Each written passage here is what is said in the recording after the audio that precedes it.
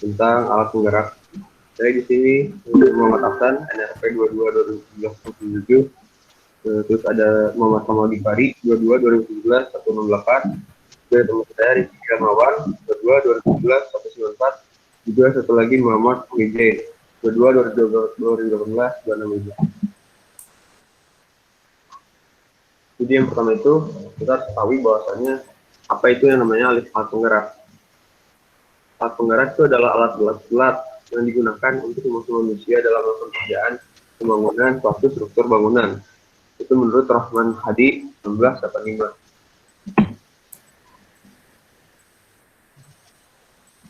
Lalu ada pula itu bahwasannya tujuan alat penggerak itu untuk memudahkan manusia dalam mengerjakan pekerjaannya sehingga hasil yang diharapkan dapat tercapai dengan lebih mudah dengan waktu yang relatif singkat. Itu pula menurut Rahman Hadi 1985.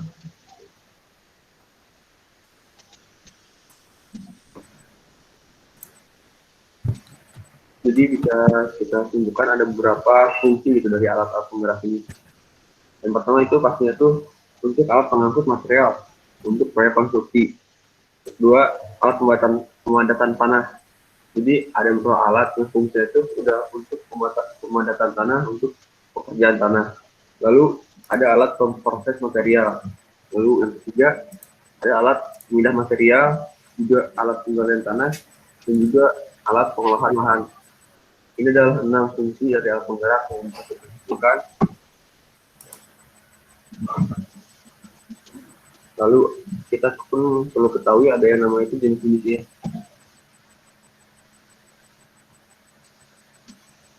Jadi yang pertama itu ada ekskavator. Jadi ekskavator seperti yang kita ketahui itu alat yang digunakan buat pekerjaan kalian, juga buat timbunan tanah. Ekskavator itu ruangan yang bisa berputar, jadi mudah untuk mengalir tanah dengan kedalaman tertentu. Nah, juga termasuk dalam alat penggali hidrolik, memiliki bucket yang dipasangkan di depannya. Juga penggerak ini ada dengan ban atau roller.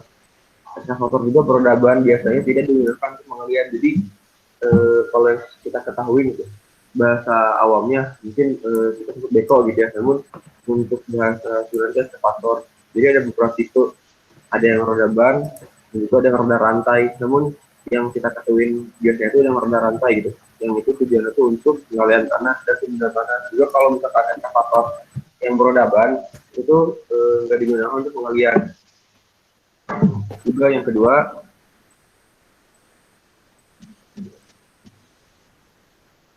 ada dump truck. Jadi dump truck itu sebuah truk yang punya bak material di belakangnya, juga dapat dimiringkan. Jadi untuk menurunkan material itu cuma dengan memiringkan dari bak material yang di dalamnya dan dapat meluncur ke bawah. Nah, untuk memiringkan dari alat material itu menggunakan pompa hidrolik. Jadi seperti yang kita ketahui gitu, bahwasanya dump truck ini itu punya fungsi buat membawa alat-alat material gitu yang jumlahnya banyak dan juga emang efisien gitu dalam membawa material. Yang pertama karena punya kekuatan yang besar, punya kekuatan yang kuat, juga punya kapasitas yang besar gitu dalam membawa material, dan juga untuk penggunaannya pun tidak terlalu sulit seperti itu. Yang dump truck. Lalu yang ketiga yang kita ketahui ada yang disebut vibratory roller. Nah, itu alat pemadat yang menggabungkan antara tekanan dan getaran. Alat itu punya efisiensi untuk pemadatan tanah, pemadatan aspal yang baik. Alat itu juga memungkinkan digunakan secara luas dalam setiap jenis pekerjaan pemadatan. Seperti yang kita ketahui itu, sudah di vibratory roller itu di depan itu ada roller gitu. Nah, gabungan kekuatan itu antara tekanan dan getaran dari roller itu yang tujuannya itu buat pekerjaan pemadatan. Yang ketiga, lalu yang kita ketahui itu yang keempat ada yang namanya motor grader. Nah, seperti yang kita lihat itu alat berat ini yang disebut motor grader, ini fungsinya itu untuk alat perata atau penghampar, dan juga biasanya digunakan itu untuk meratakan dan membentuk permukaan tanah dan cabang aspal. Jadi yang seperti kita tahu itu fungsi motor grader itu tuh seperti bisa dibilang ada sisir di tengah-tengah itu, jadi meratakan aspal atau untuk peratakan campuran aspal dan juga membentuk permukaan tanah agar sesuai dengan keinginan dari yang digunakan gitu, untuk rekonstruksi. Ini adalah contoh fungsi dari motor grader. Lalu yang selanjutnya akan dipaparkan oleh teman saya. Selanjutnya dipersilakan.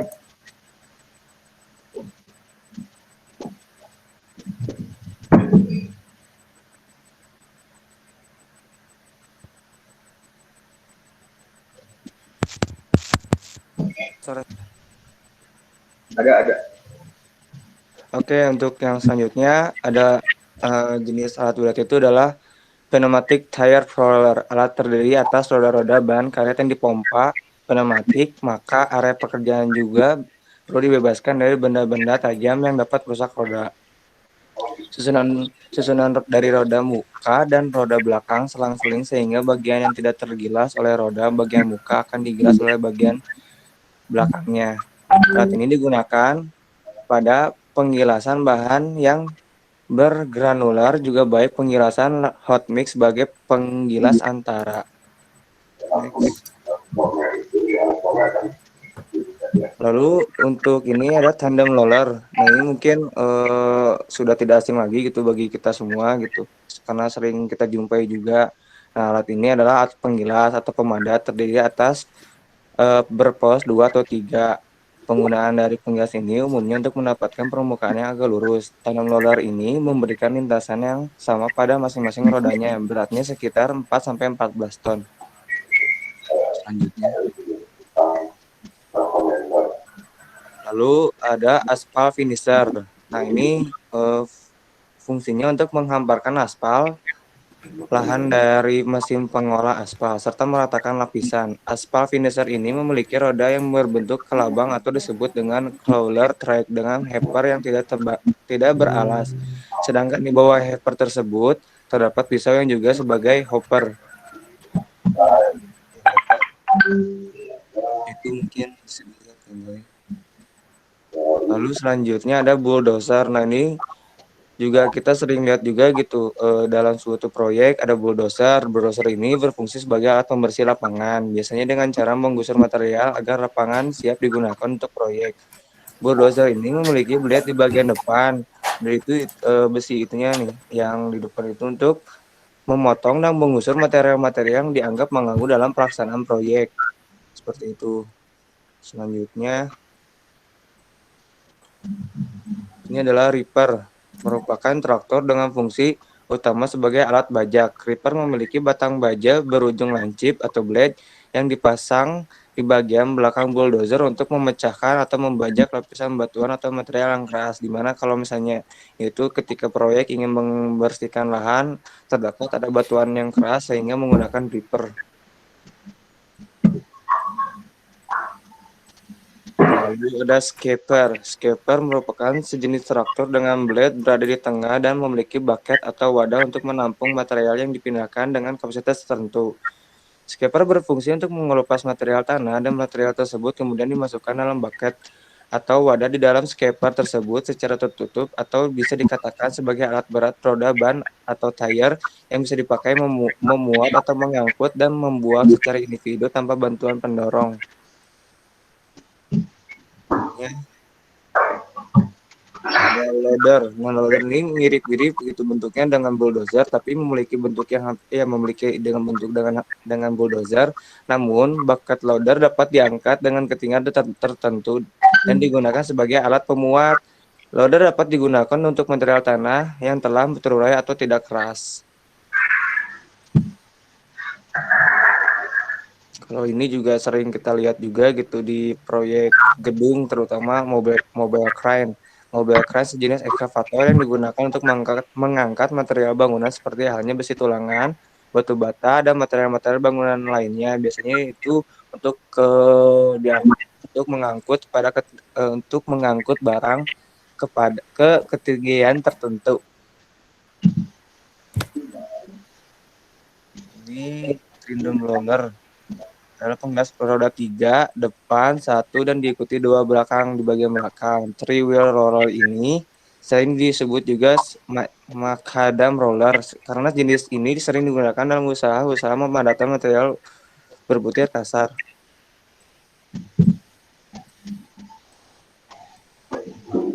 Double drum roller terdiri atas dua poros 2X dan 3 poros. Penggunaan dari penggilas ini umumnya untuk mendapatkan permukaan yang agak halus, misalnya pada penggilasan aspal, beton, dan lain-lain. Untuk mendapatkan penambahan kepadatan pada pekerjaan penggilas biasanya digunakan 3X tandem roller. Kita biasanya sebutnya setung ya. Lalu ini adalah ship foot roller. Ship foot roller termasuk penggilas tipe kaki kambing. Prinsipnya di penggilas ini adalah sebuah silinder yang di bagian luarnya dipasang kaki-kaki. Pada kaki-kaki ini terjadi tekanan tinggi sehingga kaki-kaki ini masuk ke dalam tanah dan memberikan efek pemadatan dari bawah. Sebaiknya alat ini digunakan untuk tanah berpasir sedikit mengandung lempung, juga untuk tanah yang plastis dan kohesif. Biasanya itu untuk bagian persiapan lahan gitu. Ketika mau membuat suatu proyek biasanya tadi itu untuk persiapan lahan gitu. Lalu selanjutnya akan dibahas oleh rekan saya yang lain. Silahkan, dipersilahkan. Baik, bismillahirrahmanirrahim. Ada pula faktor-faktor yang mempengaruhi pemilihan jenis dan jumlah alat kerja, antara lainnya ada 6, yaitu yang pertama kondisi di lapangan, yang kedua biaya, waktu, dan pekerja yang tersedia, yang ketiga kemampuan dan kapasitas alat, yang keempat adalah kemampuan dan keterampilan pekerja, yang kelima luas, tinggi, dan volume pekerjaan, dan yang keenam adalah macam dan jenis pekerjaan di lapangan. Baik, lanjut.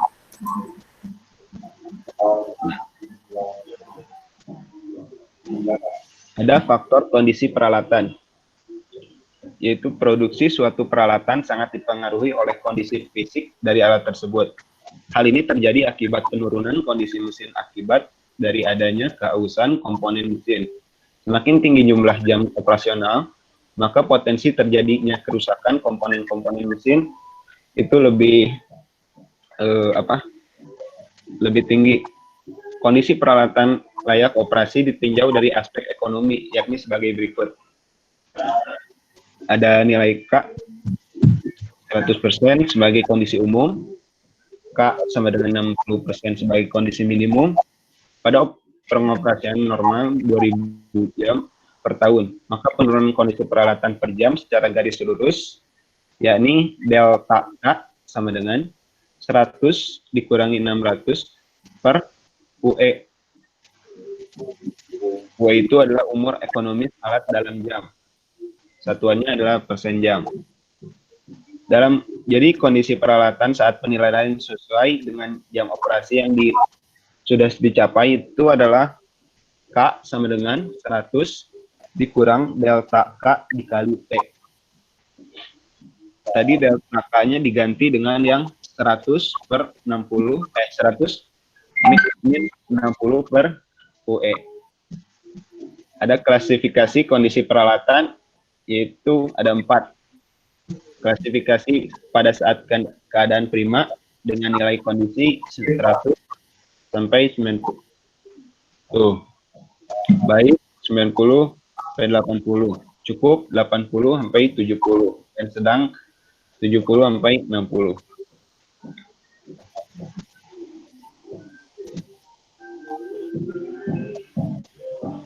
Baik, lanjutkan.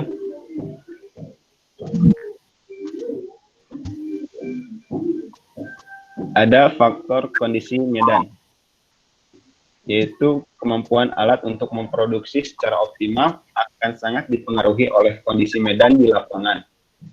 Salah satunya yakni kondisi tanah, yakni meliputi keadaan asli, yaitu keadaan tanah sebelum diadakan pengerjaan dinyatakan dalam ukuran dalam bank measure atau BM. Yang kedua, keadaan padat, yaitu keadaan tanah setelah diadakan pengerjaan yang dinyatakan dengan istilah close measure. Yang ketiga itu keadaan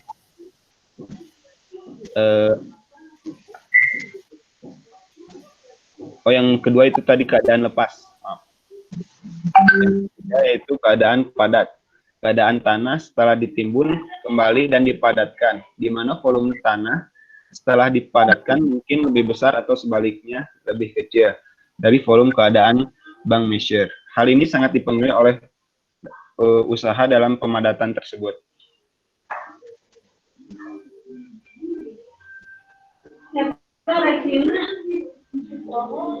Ada faktor kondisi medan juga diklasifikasikan menjadi 4, yaitu ideal, ringan, sedang, dan berat. Kriteria dari ideal sendiri itu ada lapangan datar kering, jalan hantar lurus, keras, fal, dan datar. Ruang geraknya itu luas. Juga lingkungannya bebas. Untuk kriteria yang klasifikasi ringan, lapangannya datar, lembab, jalan hantar lurus, ruang gerak luas, lingkungan bebas.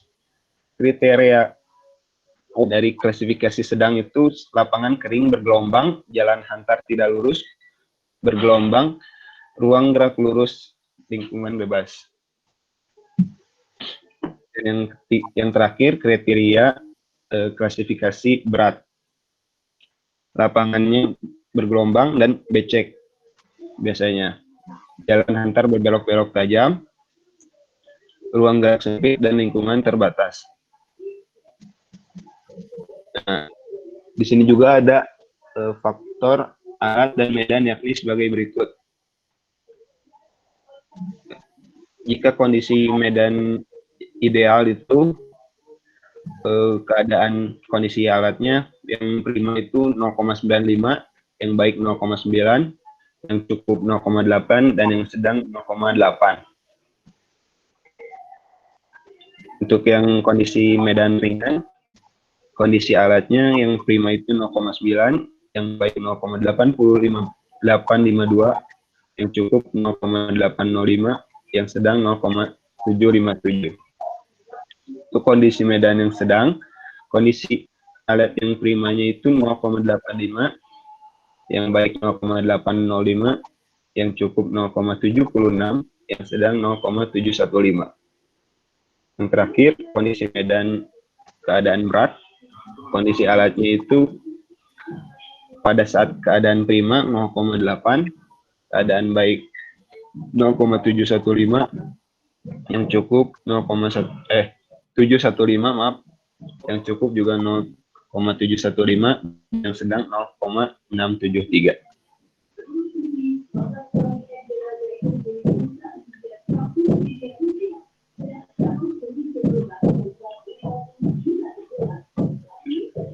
Ada faktor manajemen. Manajemen merupakan seni untuk mendapatkan seluruh kegiatan dalam suatu sistem agar dapat berjalan dengan lancar atau sesuai arah atau dan tujuan, efektif, ekonomis, aman, dan terkoordinir. Manajemen yang baik tergantung dari sistem yang dilakukan dengan kebijakan dari seorang manajer. Sejak tahap awal atau tahap kegiatan belum dimulai, sudah ada kepercayaan bahwa seluruh kegiatan akan terlaksana dengan tepat waktu, tepat mutu, dan tepat biayanya. Di sini ada klasifikasinya lagi untuk faktor manajemen yang sangat baik itu biasanya terdiri dari pendidikan formalnya itu S1 teknik, informal large project management, yang kedua manajemen audit, yang ketiga project administration. Juga pengalaman proyek dengan nilai 1M atau proyek dengan nilai 1,5M.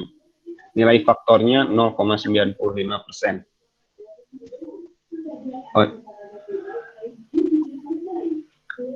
Yang kedua adalah baik. Baik ini berarti pendidikannya formalnya itu S1 teknik, informalnya itu construction management, engineering management, similar project management. Dengan pengalaman proyek dengan nilai 0,5 miliar dengan proyek nilai 1 M.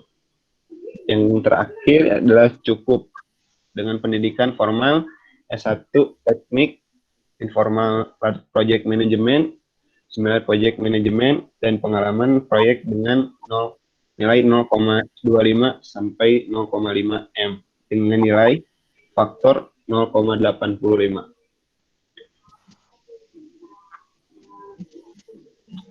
Baik, sampai sini dan akan dilanjutkan oleh rekan yang lainnya.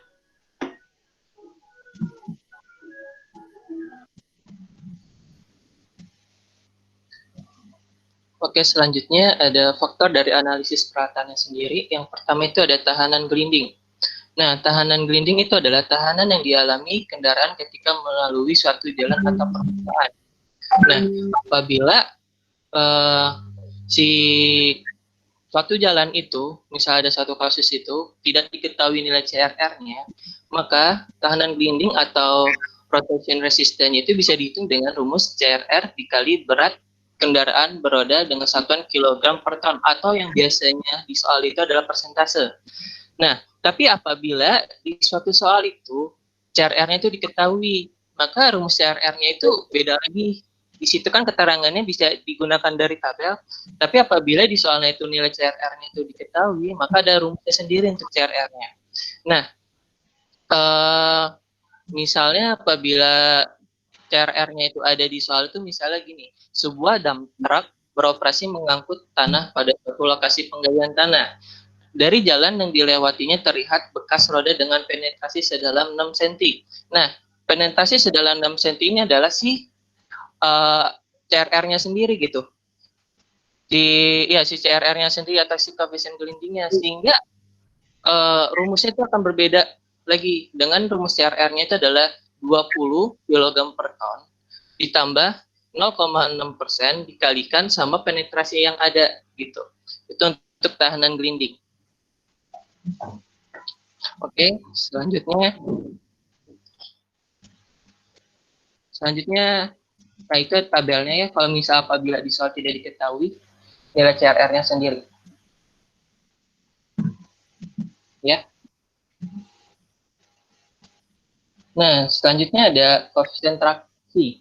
Nah, koefisien traksi ini adalah faktor yang harus dikalikan pada berat total kendaraan untuk mendapatkan tenaga maksimum yang boleh dikerahkan agar tidak terjadi slip.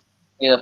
Atau definisi lainnya adalah perbandingan beratnya tenaga yang dapat dikerahkan pada roda penggerak dengan beban yang bekerja pada roda tersebut sebelum terjadi slip. Nah, lanjut. Sehingga dapat dirumuskan rumus traksi adalah koefisien traksi dikalikan berat kendaraan. Nah, koefisien traksi itu dapat dilihat dari tabel. Nah, itu ada beberapa jenis tanah dan sampingnya itu adalah roda yang dipakai. Oke. Nah, selanjutnya ada pengaruh kelandaian atau disebut dengan gradability ya. Nah, pengaruh kendalian ini adalah kenaikan permukaan sebanyak 1% adalah, artinya itu misalnya kenaikannya itu 1% artinya adalah sebanyak 1 meter untuk setiap 1 meter jarak horizontal untuk kenaikan 1%. Nah, diperlukan tanah sebesar 10 kilo untuk setiap 1 ton berat alat agar alat tersebut dapat bergerak. Nah, di situ ada gambar, ada ilustrasi terkait pengaruh kelandaian. Nah, di situ WG adalah komponen berat atau si alat beratnya. Nah, WG adalah komponen berat yang menghambat atau membantu pergerakan kendaraan. Makin besar kemiringannya, makin besar pula nilai WG-nya sendiri. Ya, dapat dijelaskan pengaruh kelandaian adalah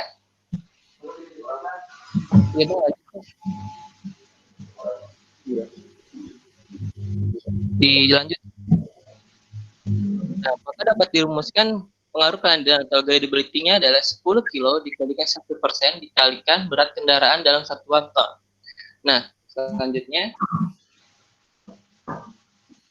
ada pengaruh ketinggian.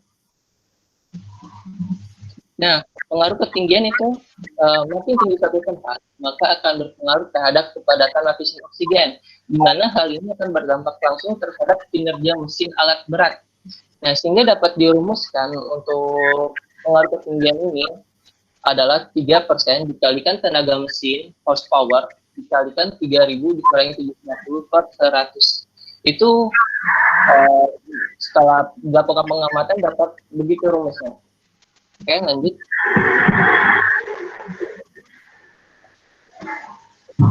Nah, selanjutnya ada beban yang tersedia, tenaga yang tersedia. Nah, tenaga yang tersedia ini ada dua, yaitu dengan pengaruh roda. Ada roda ban sama ada roda rantai. Nah, untuk roda rantai itu dapat dihitung dengan rimpul. Maka untuk untuk roda ban dihitung dengan rimpul. Nah, rimpul itu adalah tenaga yang disediakan oleh mesin kepada roda. Dinyatakan dalam satuan kilo, tenaga ini akan bisa dimanfaatkan secara optimal untuk memindahkan alat bila roda tidak slip. Ya. Jadi apabila rimpul ini tidak slip, maka rumusnya itu adalah rimpul sama dengan 375 dikalikan H, dikalikan horsepower, dikalikan efisiensi dibagi sama kecepatannya sendiri. Tapi apabila di soal ini bahwasannya ada kata-kata terjadi slip, maka rumus rimpul itu cukup dikalikan. Rimpul itu ada rumusnya nanti koefisien traksi dikalikan sama berat si alat beratnya sendiri gitu. Nah, ini kan untuk si roda bannya sendiri. Tapi apabila di soal ini adalah roda rantai, maka kita menggunakan drawbar pull atau DBP. Nah, DBP-nya ini sendiri itu biasanya di soal udah dikasih tahu. Misalnya itu di soal itu tertara DBP. Biasanya di soal itu ada DBP-nya atau enggak, kita bisa dilihat dari tabelnya sendiri. Sehingga DBP ini adalah tenaga bersih yang bisa digunakan oleh traktor atau kendaraan untuk menarik beban. Sehingga tenaga bersih itu atau si DBP-nya ini sendiri adalah DBP harus dikurangi oleh tahanan grinding, tahanan pelandaian, dan pengaruh ketinggian. Ya, Bang. Nah, selanjutnya ada contoh soal. Nah, di sini ada satu kasus traktor roda ban. Berarti kalau traktor roda ban itu kita menggunakan rimpul dengan kekuatan mesin 140 horsepower bekerja pada gear 1 dengan kecepatan 3,25 mph. Nah, ketinggiannya itu di 1000 mm di atas muka air laut. Berat alatnya sendiri ada 10 ton, sudah dengan muatannya sendiri. Dan koefisien traksinya itu ada 0,55 dengan mesin 4 langkah. Terus ada koefisien rolling resistant yaitu 0,1. Jadi kita tidak perlu ngitung lagi koefisien traksinya, koefisien rolling resistant atau tahanan grindingnya sendiri. Nah, di situ kan ada kata-kata mesin 4 langkah. Mesin 4 langkah itu maksudnya adalah mesin 4 tak ya. Kalau misalnya yang dulu jurusan SMK mungkin tahu 4 tak. Nah, di sini ada cara penyelesaiannya. Maka yang pertama langkah yang dilakukan adalah kita menghitung tenaga yang hilang karena akibat ketinggian. Tadi kan ada tuh rumusnya yang 3% dikalikan tenaga mesin dikalikan 3000 minus 750 dibagi 100. Nah, sehingga itu rumusnya adalah jadi 3% dikalikan, dimasukkan tenaga mesinnya 140, dikurangi sama ketinggian yang ada gitu. Ketinggian yang ada kan 1000, dikurangi 750 dibagi 100, sehingga dapat kehilangan tenaganya itu sebesar 10,5 horsepower. Selanjutnya ada tenaga traksi efektif. Nah, tenaga traksi efektif itu tinggal tenaga mesin dikurangi sama kehilangan tenaga yang tadi, sehingga didapat 129,50 horsepower. Nah, selanjutnya kita tinggal menghitung rimpul. Nah, di sini kan nggak dikasih tahu dia ada penetrasi atau enggaknya, sehingga kita menggunakan rumus rimpul yang tadi, yaitu 375 dikalikan tenaganya, dikalikan efisiensinya, dibagi sama kecepatannya, sehingga didapatkah rimpulnya itu adalah 11,953,8 lips. Kita ubah satuannya menjadi kilogram. Nah, selanjutnya kita menghitung rimpul maksimum yang bisa dikatakan agar roda tidak terjadi slip. Nah, sehingga rumusnya itu adalah koefisien traksi dikalikan berat total kendaraan. Nah, ini sama dengan yang tadi saya bilang, apabila di soal itu dikasih tahu slip atau tidaknya. Sedangkan di sini kan tidak mengetahui, sehingga kita menghitung dengan lebih hati-hati, sehingga kita menghitung dengan terjadinya slip, sehingga koefisien traksi dikalikan sama berat total kendaraannya sendiri. Ya, jadi dapatnya 5.500 kg. Nah, jadi rimpul yang tersedia pada mesin dapat dikerahkan keseluruhannya. Selanjutnya ada rimpul yang digunakan untuk mengatasi rolling resistan atau tahanan gelinding. Jadi CRR dikalikan sama berat kendaraannya sendiri, itu untuk rimpul. Untuk mengatasi rolling resistan itu ada 1000. Terus untuk mengatasi tanjakan, rimpul yang tersedia dikurangi rimpul untuk mengatasi RR. Maksudnya untuk mengatasi RR itu adalah si RR-nya sendiri. Nah, maka yang tersedianya adalah 5.421,04 dari yang kedua ya, yang rimpul yang tersedia pada mesin, hingga didapatkanlah hasil 4.421,04 kg. Nah, selanjutnya,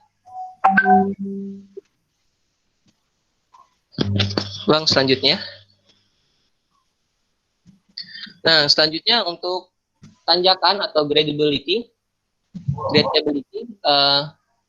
sesuai dengan rumusnya itu adalah 10 dikalikan beratnya.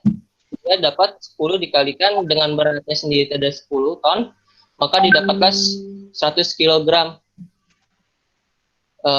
Selanjutnya adalah sehingga didapat kemampuan traktor tersebut untuk mendaki tanjakan sebesar adalah 4.421,04 atau si rimpul yang tersisa tadi dibagi sama 1000 kg persen, maka didapatlah 44,210%.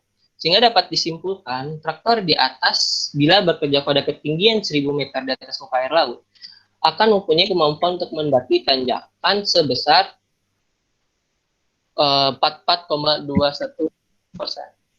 Nah, itu untuk pembahasan contoh soal yang tersedia. Mungkin itu dari saya. Mungkin ada yang ingin ditanyakan dari kawan-kawan.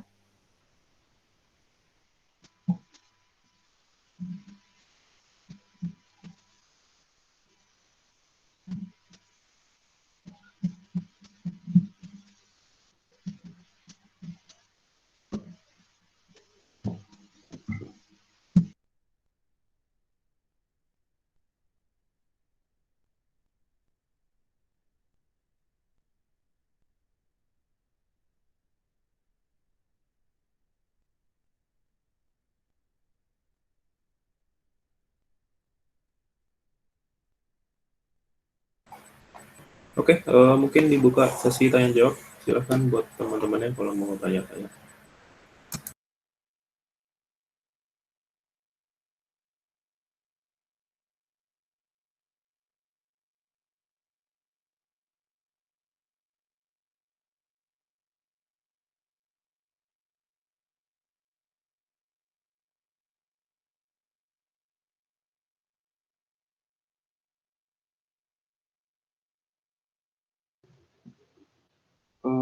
Saya mau bertanya, Pak.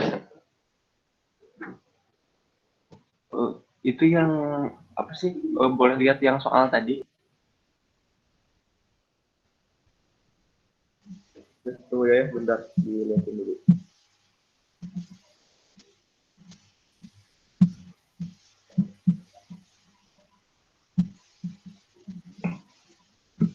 Ada. Ada.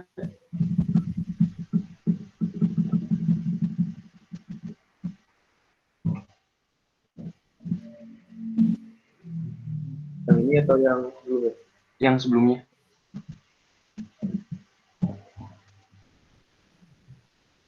Ini tuh yang 3% dikali 140 dikali 1000 dikurangi 750. Di 750 itunya tuh rumusnya atau gimana ya? Sama yang ini juga 140 dikurangi 10,5-nya. 10,5-nya dari mana? Izin menjawab. Ya. Kalau untuk yang 750 itu dari soalnya. Jadi emang rumusnya tuh dikurangi 750. Nah, untuk yang dapetin 10 apa tadi teh yang tenaga traksi ya, Iya, yang 140 kurangi 10,5 ya. iya.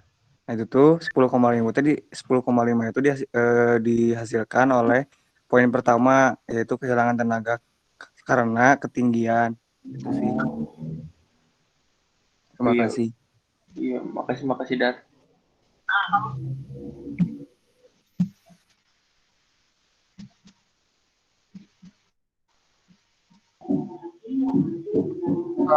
Ingin menambahkan terkait tentang rumus kehilangan karena ketinggian ya.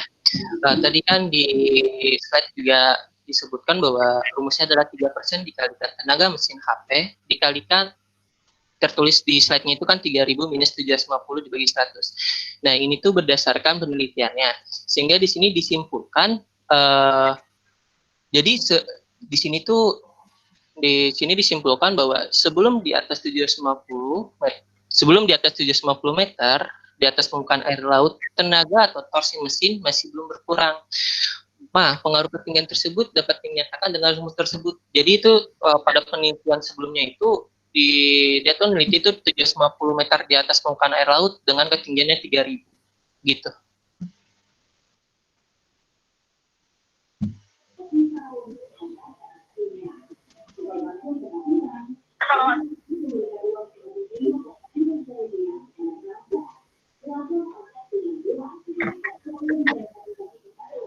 Mungkin ada lagi. Terima kasih. Ini bertanya, tadi ada pembahasan tentang yang awal sih perihal roda kelabang gitu. Nah, pengen tanya aja perihal roda kelabang itu apa yang dimaksud dengan roda kelabang, terus fungsinya lebih untuk apa gitu. Nah, sementara dan yang tuh perihal nilai CRR, tadi kan ada nilai CRR, saya lihat mah di presentasi itu sudah diketahui semua gitu. Nah, jika nilai CRR-nya belum diketahui, itu gimana cara mencarinya gitu. Sekian, terima kasih. Coba dijawab gitu ya, coba menjawab pertanyaan dari Hisham perihal roda kelabang itu apa. Jadi yang kita ketahui itu bahwasanya sih dari alat penggerahan itu kan ada dua jenis tuh, ada yang ban ban karet gitu yang kita ketahui traktor biasanya, dan juga yang roda kelabang. Nah, roda kelabang itu sebenarnya yang ini contoh itu reaper ini gitu. Nah, reaper itu di roda itu roda kelabang atau roda rantai. Jadi bahasa lain dari roda rantai itu roda kelabang. Jadi roda kelabang itu pertanyaan dari siapa?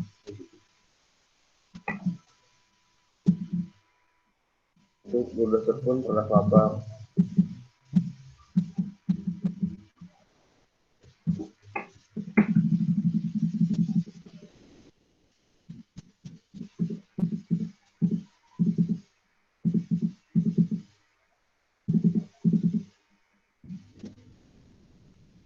Nah, tadi kan sempat ditanyakan apabila nilai CRR-nya nggak diketahui, nah maka ini rumusnya bahwa CRR itu dapat dilihat dari si tabelnya sendiri. Misalkan di contoh soalnya itu tadi kan bahwa apa namanya suatu